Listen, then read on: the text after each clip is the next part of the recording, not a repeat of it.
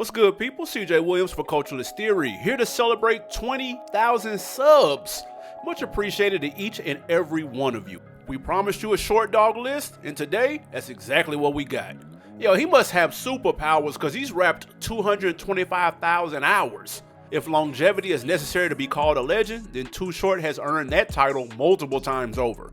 He's been rapping longer than most hip-hop fans have been alive, and his influence is literally everywhere in the game. You name it, Wayne, Drake, Wiz, Sean, 50, they've all borrowed his favorite word. With 6 platinum albums under his belt, 3 that went gold, numerous solo singles that charted, and quotable features with icons like Hove, Scarface, and Pac, Short Dog is well overdue for the CT treatment.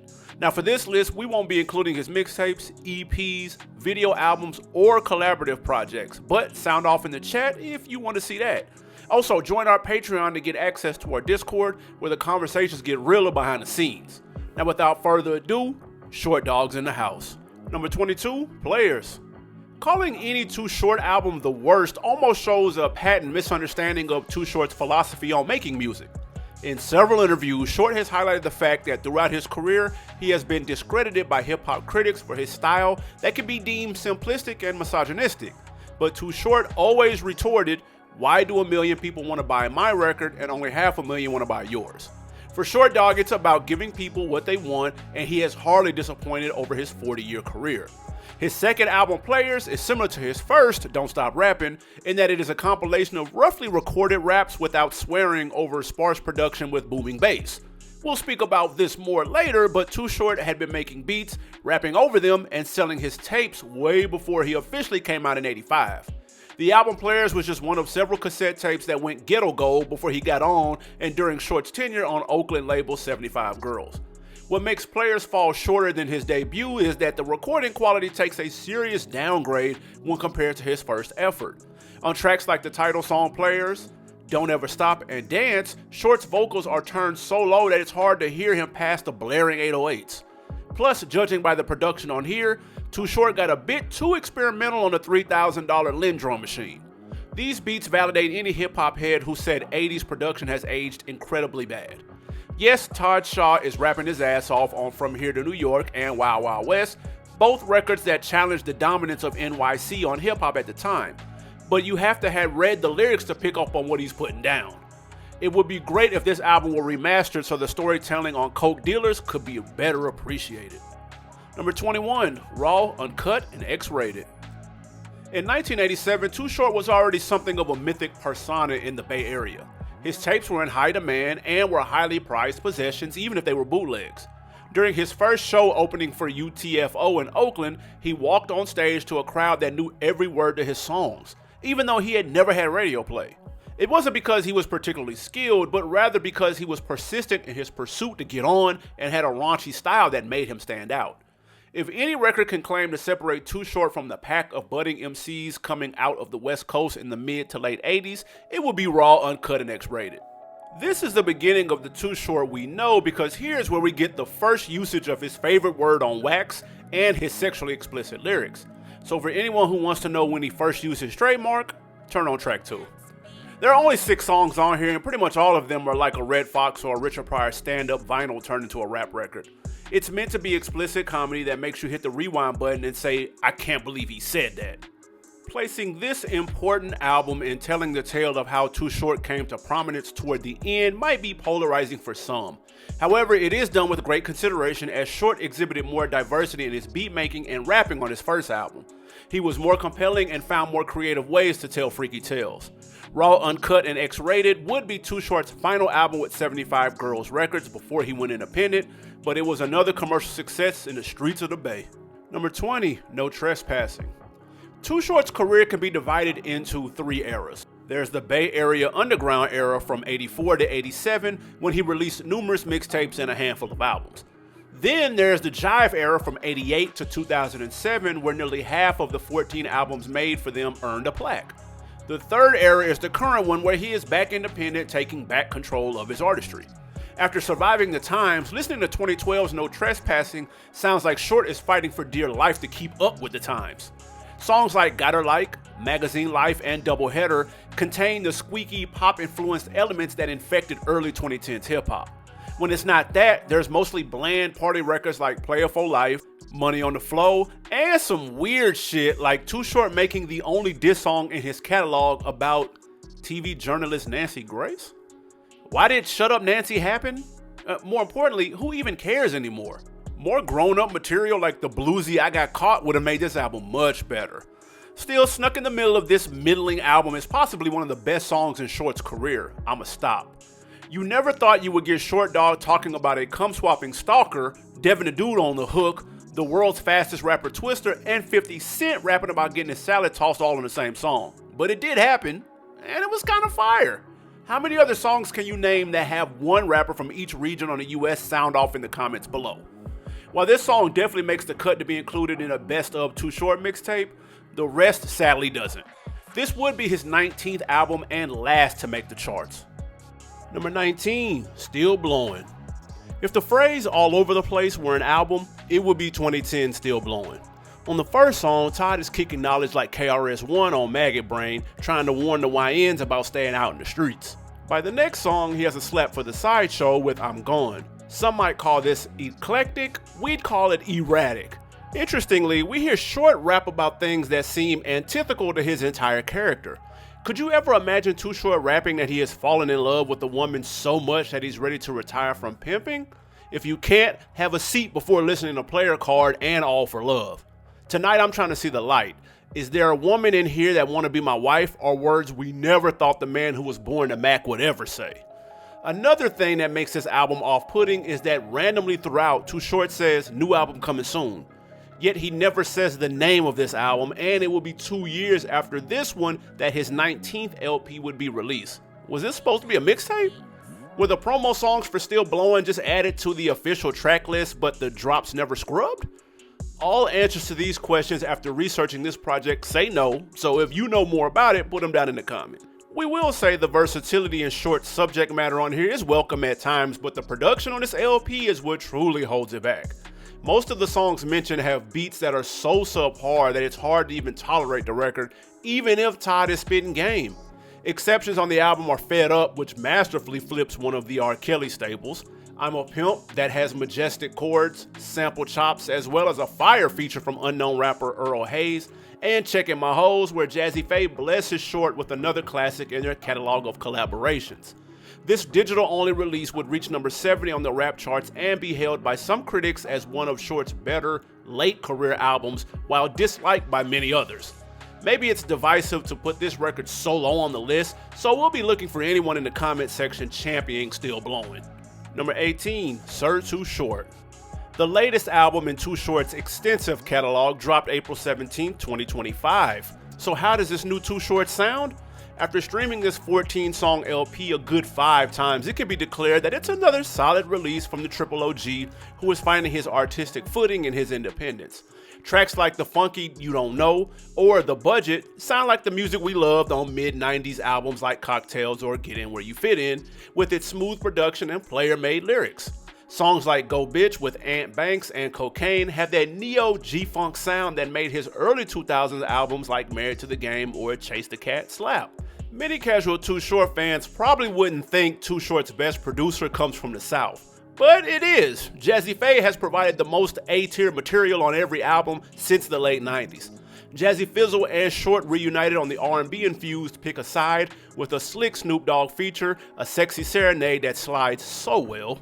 This album doesn't feel like Too Short is trying to recapture the attention of the masses, but is rather trying to etch a lane for himself in the self-sustaining underground that many of our personal favorite rappers inhibit, like Rock Marciano, Currency, Larry June, Bodie James, and Payroll Giovanni, for example. However, there are some songs that reveal the limited potential of Short doubling down on what made him successful. In 2025, do we want to hear the lurid details of how a 50-plus-year-old man likes to get head like we do on brain surgery? We'd say no. The album ends with Check the Stats, where Short rightfully pops his collar that only a handful of rappers have gone platinum more than him, like M, Wayne, Hove, and LL Cool J. It's true you rap better than me, but a legend, that's what you'll never be, says Too Short on the title song. While it's highly unlikely Short will ever crack the 7 Plat Club, he's already in rarefied air by sheer longevity. Number 17, Get Off the Stage. "I'm from the old Bay and the new Bay," raps Too Short on his 17th album. No matter how you feel about Short's ability or subject matter, you can't deny that the man's work and grind have made him a figure in multiple eras of hip-hop. Released in '07, Get Off the Stage will be his final album with Jive Records after close to 20 years of making #1 and platinum albums that were also culturally revered. On this 10-song album that barely surpasses EP length with its 40-minute runtime, you'd think that Short and Jive's separation would be more of a big-budget send-off. Instead, Get Off the Stage sounds like a collection of songs that were left on the cutting room floor for his more popular, better received 16th album, Blow the Whistle. In totality, it is an interesting album that it has a sound that is hard to replicate. Out of the 10 songs on here, only a handful have serious replayability because of their unique blend of mid-2000s crunk and hyphy music. Those songs would be Gangsters and Strippers, where Short flosses over sinister strings, Get Off the Stage, where Todd complains about fans bum rushing the show, and Pull Them Panties Down that needs no explanation. It's for certain that someone out there will swear that this short little project deserves to be ranked higher because this LP sounds like the soundtrack to a Bay Area sideshow where the cars are burning rubber, doing donuts, and the crowd is going dumb dumb dumb. But there's a reason that hyphy only briefly went national, and songs like Dumb Diddy Dumb show why. Number 16, You Nasty. Even though Too Short had been living in Atlanta since the mid-90s, he didn't make much effort to collaborate with the upcoming artists making noise in the future center of the hip-hop universe. Yes, he made a lot of music with Memphis super producer Jazzy Faye and fellow Atlanta transplant Eric Sermon, but Short was too busy picking up sorority sisters from Spelman to plug in with the Dungeon family. In the interim, from his return to the game in '99 to his major return with his 2006 album Blow the Whistle, Too Short released albums to steadily decreasing fanfare. His 12th album, You Nasty, dropped in 2000 on Jive and would be Too Short's last album to earn a plaque, moving 500,000 units. It would also be his final to reach the top 5 on Billboard 200. This is not a commercial failure by any means, but when you listen to this album, you hear a mostly uninspired MC over instrumentals that just plod along. There are moments of brilliance like Anything Is Possible where Short spits thug motivation, or Recognize Game where a battle of sexes is waged between Short Dog and China White. Additionally, there are tracks that make you hit the rewind button on Short like All the Time, Nation Writer's Anthem, or Old School because his lyrics are so over the edge. Yet on most of the other songs, Short doesn't dare to be as adventurous as he was on his comeback album Can't Stay Away in '99 and prefers to play it safe by relying on his ability to tell freaky tales. Had this LP had more production from Jazzy Fizzle, like the single Two Bitches, or from the Green Eyed Bandit like Dirty Love, maybe the fire needed for Short to turn up would have been lit. Number 15, Born to Mac. If Too Short can't get credit for his rapping skills, he deserves recognition for two things: making dope beats and seizing the moment. For most of Short's songs, he has a hands-on approach to crafting his sound, banging on drum machine pads himself or co-producing with various beatsmiths. He also had the intuition to strike at the right time, and his fourth album, 1988's Born to Mac, is the best example. If you've heard Short in interviews or were around when this record was a stereo staple, you know this LP is one of Todd's most beloved works. If you had a player for a pops, or a dope dealing cousin, or were ripping and running outside in the late 80s or early 90s, Born to Mac was shaking the windows of the whip. Car audio augmentation came into vogue in the late 70s and early 80s. By the 1980s, companies like Kenwood and Alpine released tech that made booming systems possible. Growing up in the car-centric Bay Area, Too Short geared his music toward drivers with custom systems. When engineers told him the bass wouldn't translate to vinyl, he reminded them it wasn't for record players, it was to rattle the trunk. If that was his goal with Born to Mac, he succeeded. Tracks like Dope Man Beat, Party Time, and Mac Attack knock. Born to Mac was Short's first independent release after leaving 75 Girls Records. He pressed the record himself, hit indie stores with tapes, and sold 50,000 copies in 1987. That brought the majors running, and he signed with Jive for major distribution. The album was re-released in '88 with Mac Attack added and sold over 500,000 copies with no videos and minimal radio. Short still believes it should count as platinum. Born to Mac captures the dope boy vibe more than it captivates. From its iconic cover art to its no-frill street talk, it's stylish yet hollow. It includes Freaky Tales, one of his most influential songs, plus Playboy Short 2 and Dope Fiend B. But Lil Girls has aged horribly, and songs like You Know What I Mean rely more on booming bass than charisma. Here, style can't beat the lack of substance. Number 14, The Vault.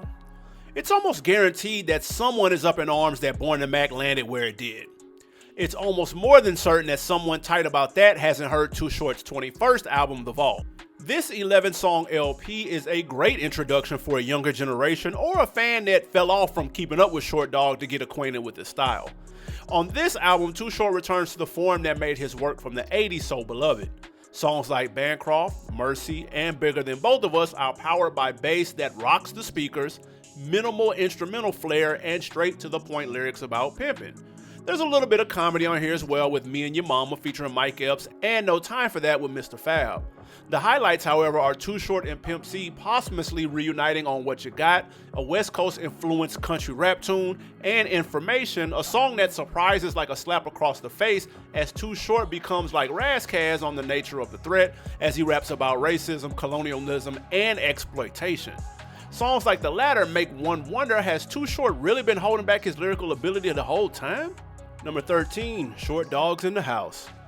It's incredible, I came back to life, said Too Short defiantly before adding, I'll never let them bury me without my mic.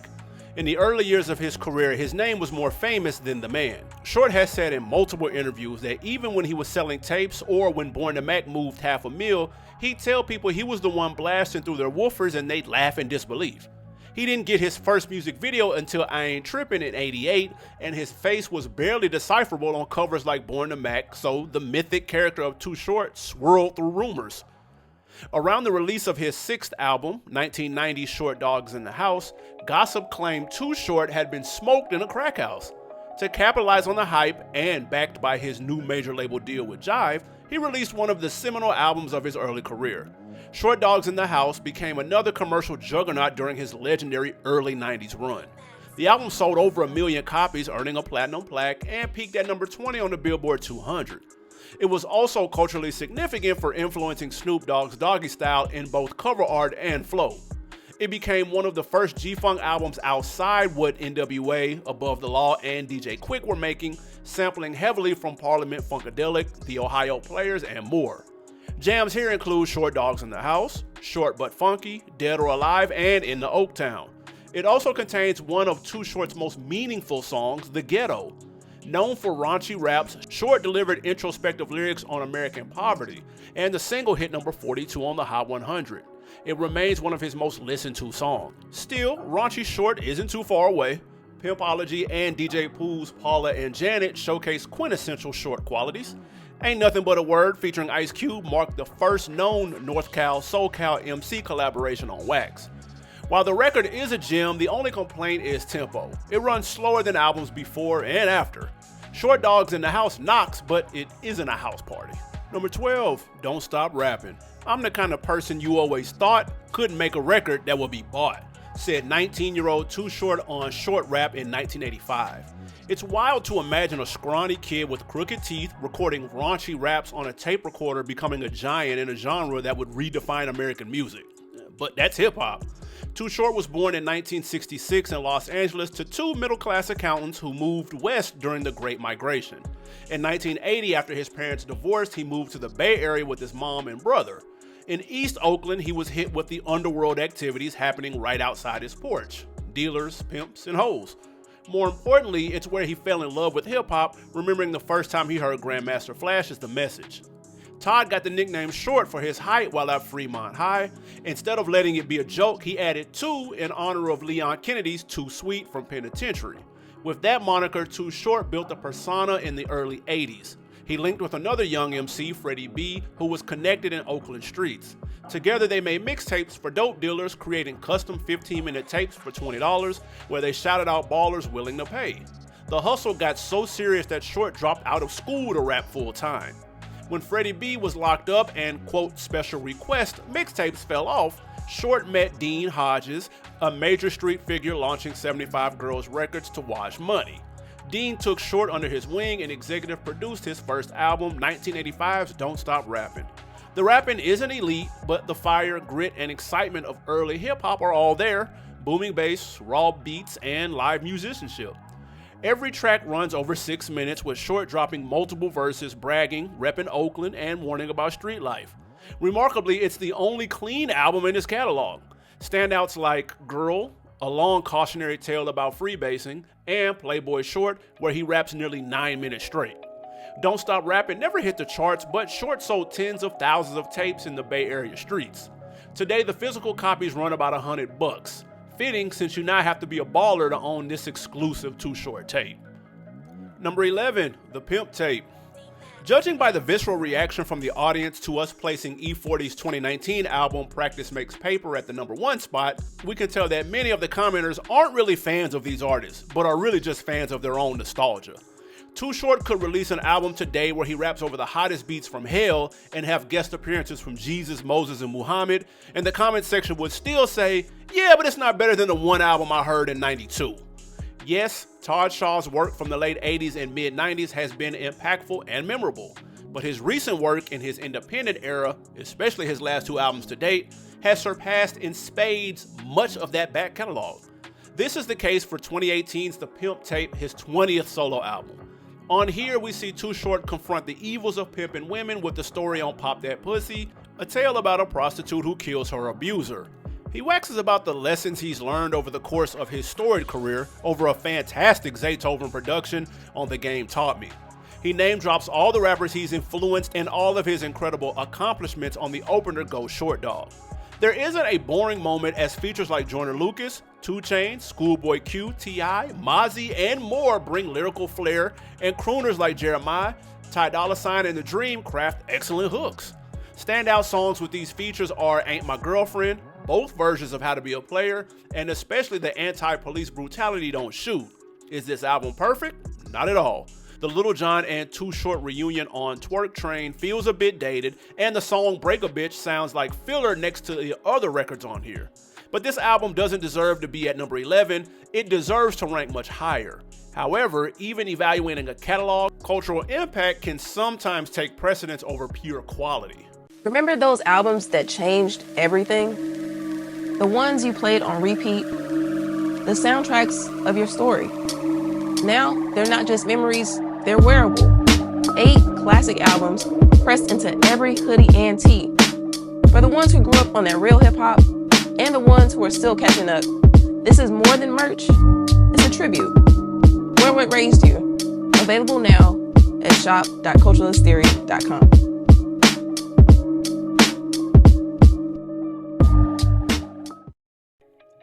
Number 10, Life Is Too Short. In several interviews, Short said that once he signed with Jive and saw that they were willing to cut 6-figure checks for a couple of raps, he said he was ready to take the game to the next level. He brought out a big shoebox of raps he had written back in the Gap to start churning out album, Carpe Diem. His second release on Jive was first independently re-released on his own label, Dangerous Music, in 1988. In 1989, Too Short would earn his second plaque after Born to Mac went gold by dropping his most successful album to date, the 2x platinum Life Is Too Short. It peaked at number 37 on the Billboard 200 and number 9 on the hip-hop charts. At only 22 years old upon release, Too Short was already a veteran in the game, but this album saw him leveling up his music. While Short has never been overly complex lyrically, on the title song that opens the album, Too Short raps lyrics that reflect on the brevity of life for young black men and the need to stay determined on the path to success. On Rhymes and I Ain't Trippin', Short raps bars that might be simple but hit hard enough that deserve a rewind like 10-9, 3-2, I'll Always Be One up on you. If you had listened to Too Short's early albums like Don't Stop Rappin' or X-Rated, you can tell he pulled out some raps from those years on Cuss Words and City of Dope. And we're not mad at that because those are jamming. What are you doing in the White House if you're not selling cocaine is a hilarious question to ask Ronald Reagan. Anyway, other bangers here are the Smooth as Silk Oakland, a song that oozes that Cali essence, and Don't Fight the Feeling, a battle of the sexist record where Too Short and Rappin' Forte get blasted for their chauvinism on the mic by a female MC, Danger Zone. Life Is was the rare Too Short album that was critically adored just as much as it was street certified, as this LP is widely cited as one of the best, if not one of the most important, rap albums from the West Coast during its era. Todd agrees, as he has been quoted as saying that nothing he has made before or after this record will ever touch this album. Life may be short, but with this album, Short made something that will outlive him in hip-hop history. Number 9, Married to the Game. I heard Short Dog settle down and tied the knot. You think I'm dreaming? You think I played them all and lied a lot? Says Too Short on the title song on this album. While the real Todd Shaw is now a married father of one in his late 50s, the Todd of 2003 was still married to the mic. Towards the end of Too Short's tenure on Jive Records, he experienced a resurgence in popularity by collaborating heavily with Lil Jon and other Southern artists. The first half of his 15th album, Married to the Game, has production credits mostly from the King of Crunk, while Todd Shaw switches his flow up for the faster pace. This results in the elder statesman sounding nimble and youthful as he rhymes alongside Nori and PD Pablo on You Can't Fuck With Us and gets hyphy on Burn Rubber. Most notably, Shake That Monkey is on this LP. This high-energy club banger was a radio smash and party rocker when it was released and still sounds fresh today. Yeah, fun fact. Shake That Monkey actually outperformed Short's signature song Blow the Whistle on the charts. That former reached number 84 on the Billboard 200, while the latter never made a dent on the charts. Shake That Monkey is still, as of this writing, Short's last single as a solo artist to make the Billboard 200. This is probably evidence that a hit record is made in the streets and not by the industry, but we digress. To keep things short, pun intended, Married to the Game is a hot album overall because many of these songs are undeniably hard. This record flows well as a pregame record to a fun Friday night, as songs like Choosin', produced by Jazzy Faye, What You Gonna Do, produced by Ant Banks, and especially the Lil Jon produced Hey Let's Go featuring Devin the Dude are adrenaline jumpers. However, the record does lose steam midway when producer Dez takes control. From track 8 onwards, the songs get mostly slower in pace, though there are exceptions like the slapping song Get It. The second half isn't necessarily lackluster, it just lacks the energy of the first, while the record overall lacks the funky soul of its previous work. Number 8, Chase the Cat. Blame the Consumers How I Look at Life raps Too Short on You Stank featuring George Clinton. For all the criticisms that can be lodged at Short Dog for not switching his subject matter or for his prolific use of his favorite word, the buying audience made the man on stage. On the cover of his 13th album, Chase the Cat, Too Short's face is obscured on the cover, only detectable in the reflection of a feline's eyes. This is a departure from the vast majority of his albums where his face is clearly visible. Is the cat supposed to be us, the consumers, seeing what we imagine Short to be? That's just something to chew on. Anyway, on this 2001 album, Too Short gives the fans what they want, more freaky tales and sprinkles of game from a bona fide player. Approaching 20 years in the game and his mid-30s around the time of its release, Short showed he didn't lose his skill to make the familiar sound refreshing. Check out the songs you can guess the topics of just by reading the titles. Chase the Cat, Keep Fucking Me, and Player for Life, for example, for that same old song and dance updated for New Millennium. What makes this record jam is the party in the studio that migrated into the booth. Too Short enlists an all-star cast of features to help him carry the majority of this record. I Love, featuring Trick Daddy, Scarface, and Daz Dillinger, is nasty work. Candy Paint with the late great MC Breed is music to cruise to. Domestic Violence with E40 is a slapper, but not in that way. Finally, other banging collabs are This Is How We Eat with the Eastsiders and a fire Big Tigger from Rap Cityverse. Talking Shit with Ant Banks and Be Legit, who do just that, and when George Clinton freestyles with Too Short at the end of You Stank. It can be argued Short rode the coattails of others' genius here because many of the features bring their world to Short's. However, Short does the production for two of the standout songs, Late Night Creep with Jazzy Faye and Candy Paint, proving his skills on the board are underrated.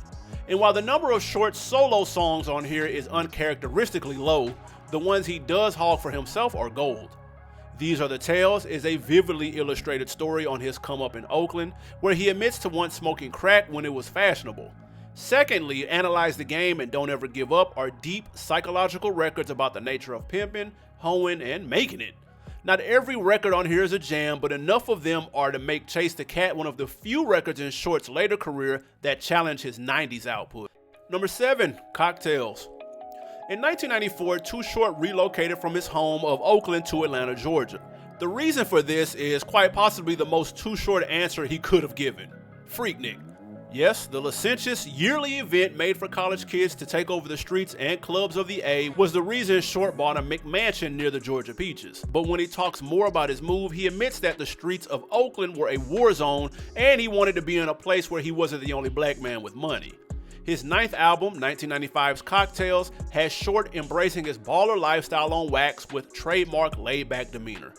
Studios in the cloud, smelling like a cloud, says Short coolly on the opener Ain't Nothing Like Pimpin', a celebratory record on the game that brought him fame.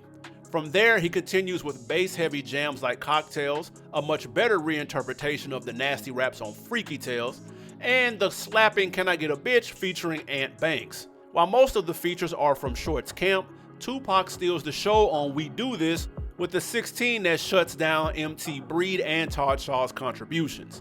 Nonetheless, Too Short's Dangerous Crew, which was not only comprised of rappers but musicians as well, brings an undeniable groove on the track, giving up the funk and sample the funk where Short flexes his underrated, understated musicality. Throughout the record, Short sporadically reveals he has more to say than what his fans come to hear. For example, it is undeniable that Short raps with a chip on his shoulder from not getting his props from East Coast tastemakers on Pay Style, where he spits, "Fuck props from a rapper, can he match my visa?" and brings the bluster as he pops his collar to his longevity on Coming Up Short. However, his conscience can come across as a bit tone deaf on songs like Things Change, where he raps about there being too much sex on TV and kids cussing. The hypocrisy highlights itself. Regardless, Cocktails is another victory during Short's legendary run that lasted from the late 80s to the mid-90s. This would be Too Short's 5th consecutive platinum album since '89's Life Is Too Short. It would peak at number 1 on the rap charts and number 6 on Billboard 200. While it definitely shows incredible growth from his early records, there are other albums in his catalog with more compelling songs. Number 6, What's My Favorite Word? The interesting thing about Too Short's 14th album is that the best songs on here could turn an atheist into a believer. With Too Short handling a large bulk of the production with the assistance of his day ones, Ant Banks and Shorty B, we get a return to the funkadelic bass lines and layered instrumentation of Short's celebrated earlier work. Songs in this category are so undeniably great that you'd have to be a player hater to front on them. Cali-O with E40, Ant Banks and Be Legit oozes the best essence of California G-Funk. Pimp Life is a magnificent mix of West Coast grooves with Southern charm as Devin the Dude, Bun B, and the incredible Big Gip Mac on the track. Triple X and That's Right are solo records where Too Short sounds confident yet relaxed in a smooth pocket. These aforementioned songs have the standard topics we expect from Short, but he surprises at the end of the album. On Setup, Short raps about how the government flooded the community with guns and drugs to make the young black male the target of incarceration. On She Loves Her, Too Short raps a homoerotic story about lesbian lovers. Just describing these songs doesn't do them justice because listening to them is an overall experience. The less than stellar songs are the ones produced by the other producer on the album, Lil Jon. This 2002 album would be the beginning of Short Dogg's working relationship with the King of Crunk, who would give him his biggest hit a few years later. However, on this album, they're still ironing out the kinks. Too Short doesn't make a dent on the Crunk Quit Hatin' Part 1 alongside Twista, nor is there any replay value on Call It Gangsta with PD Pablo, another Lil Jon track meant to make you throw balls. These can't be forgiven though because they're minimal on the track list and the majority of the rest of his LP is above bar. What's My Favorite Word would peak at number 38 on Billboard 200 and reach number 8 on Hip Hop, but wouldn't sell enough to earn a plaque for the artist who went platinum 6 times in a row. That's a shame because this album is worthy of much more praise. Number 5, Get In Where You Fit In. When we talk about rappers with remarkable 3-album runs, Too Short's name rarely comes up. But when you look at the stats, the plaques, and the impact of the raps, he most certainly should. Depending on where you start, it could be argued that Short was unstoppable from 88 to 96, with each of the 5 albums dropped in those years going platinum and each of them carrying a significant cultural cachet. Smack dab in the middle of the fray of Short's peak popularity is 1993's Get In Where You Fit In, his 8th album overall and his 5th release during his years with Jive Records. This LP will be Too Short's last album recorded in the Bay Area before relocating to Atlanta in '95, and another one that built up the laid-back G-Funk sounds that he began cultivating on 90's Short Dogs in the House. This album would be one of Too Short's highest positions on the Billboard 200, nearly reaching number 1, but came up 3 spots short. It was number 1 with a bullet on top R&B and hip hop though. entirely produced by himself, his dangerous crew, and help from the late great Quincy Jones' son QD3. Getting Where You Fit In has Too Short sounding bossed up and unbothered as he glides over fat beats like Just Another Day, a 7-minute epic where he paints a vivid picture of a dank smoking globe-trotting rap star. There's something special about hearing a master of their craft fully relaxed and in control of their powers. Some say the dog can't rap, but my bank account will prove that, says Short confidently on Way Too Real.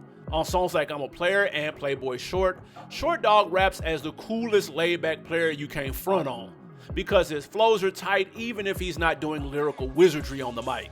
Plus, there's something faintly funny about the man who made a career about bragging about his sexual bravado rap, about having blue balls on Gotta Get Some Lovin', that makes Too Short still the relatable everyman. There are other jams that reach outside Short's usual realm of sexual exploits like Money in the Ghetto, where he raps about the history of dead presidents on dollars, or disses his former partner in rhyme, Pooh Man, on Getting Where You Fit In.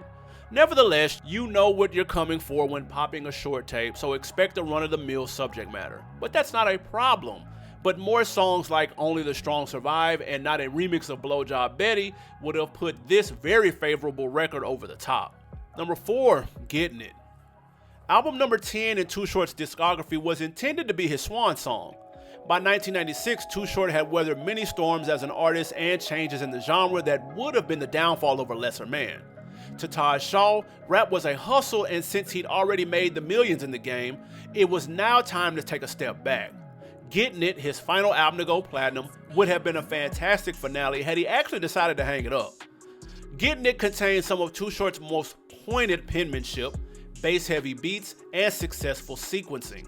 Too Short doesn't change much of the formula that made Cocktails, Short the Pimp, or Getting Where You Fit In hit so hard, as the subject matter is mostly the same. The production is live instrumentation from the Dangerous crew. However, all these elements are refined.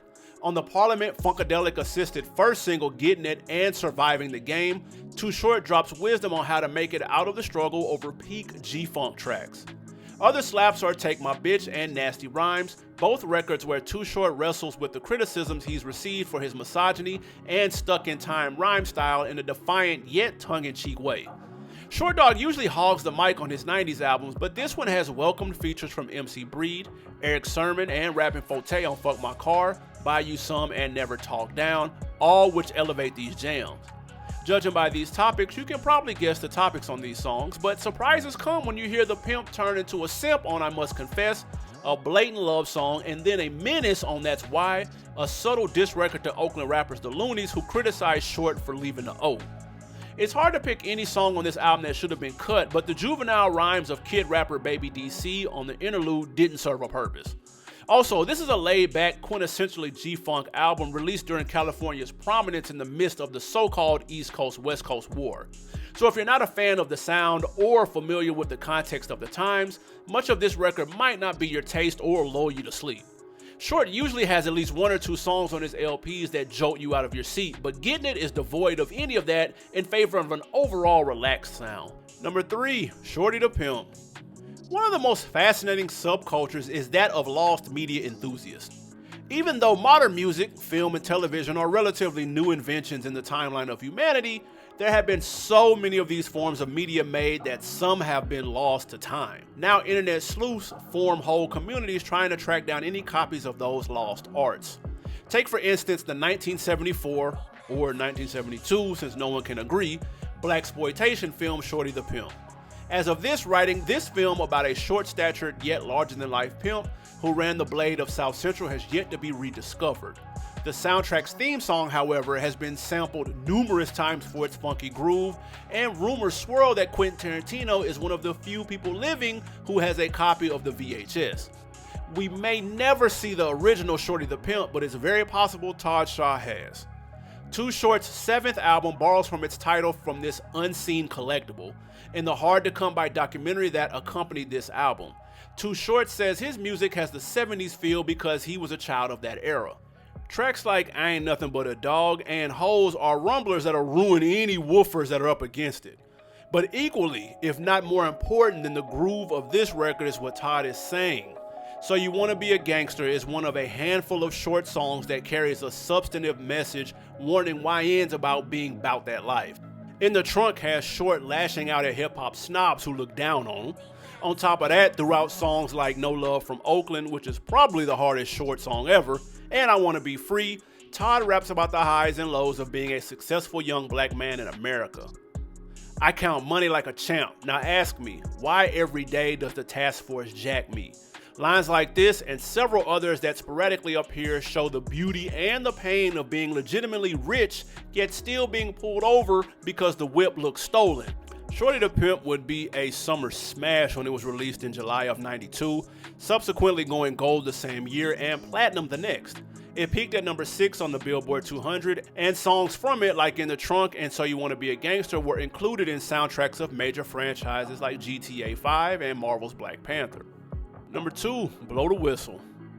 20 years still setting off, still talking bad about them pregnant dogs, raps Too Short on Call Her a Bitch, the opener of his 2006 album Blow the Whistle. The elephant in the room when analyzing Short Dog's catalog is acknowledging that much of his output celebrates a trade in human flesh.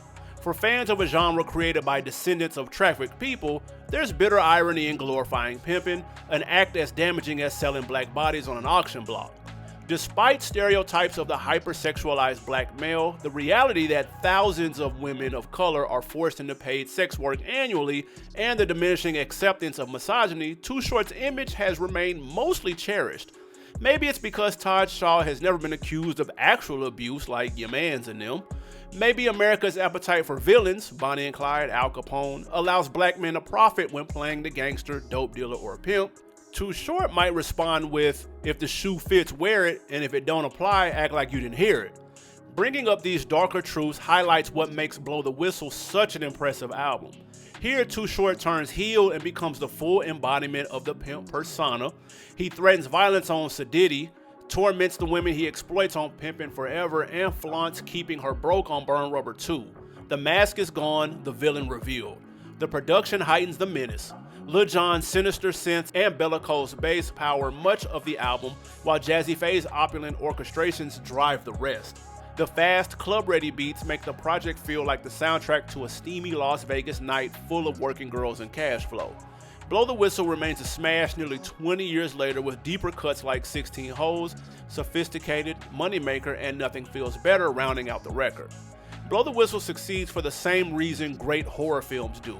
The villain is the protagonist. As Jazzy Faye praises him on Player, Too Short keeps wickedly wooing misguided women into the game until the ref blows the whistle. Number 1, Can't Stay Away. From 1987 to 1996, Too Short released a new project almost every 18 months, and all but one of the 7 albums during that run sold over 1 million copies. After announcing his retirement in '96 with his 10th album Gettin It, he returned with his 11th album Can't Stay Away on Jive Records in 1999. This comeback LP was a moderate success by Too Short standards, selling over 500,000 copies, topping the rap charts and peaking at number 5 on the Billboard 200. But if there was ever a bag fumble, this was it. How do you have an album with post-Hard Knock Life Jay-Z, Shiny Suit era Puff Daddy, Scarface, 8-Ball MJG, and production from Eric Sermon, and the record barely makes a dent? And why make the first single a remix of Invasion of the Flat Booty Bitches, a 1983 underground song that wasn't even one of his best-loved raunchy raps? These baffling decisions make sense when you hear Too Short explain that Jive barely promoted his albums because they always went platinum off his core fanbase. When it came time to push a major comeback, the label simply didn't deliver. During his 3-year break, we can assume Short enjoyed the pleasure of success, but Can't Stay Away proves he refined his craft. The rapping is immaculate, the verses more focused, and the subject matter broader. On longevity, Scarface and Short reflect on what it takes to endure, and Todd's pen holds its own.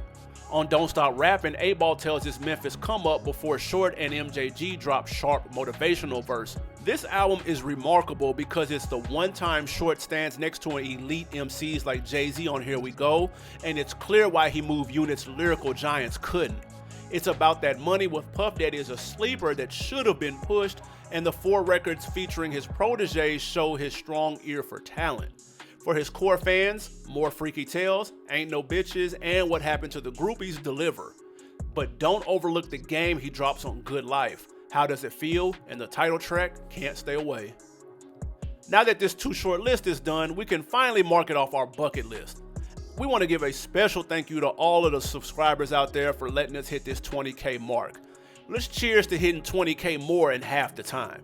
But don't click away yet if you haven't seen our list on some of Too Short's closest collaborators, E40 and Pimp C. Be on the lookout for more content on West Coast legends like Mac 10, Dub C, and Spice One. It's your man CJ for CT. Peace.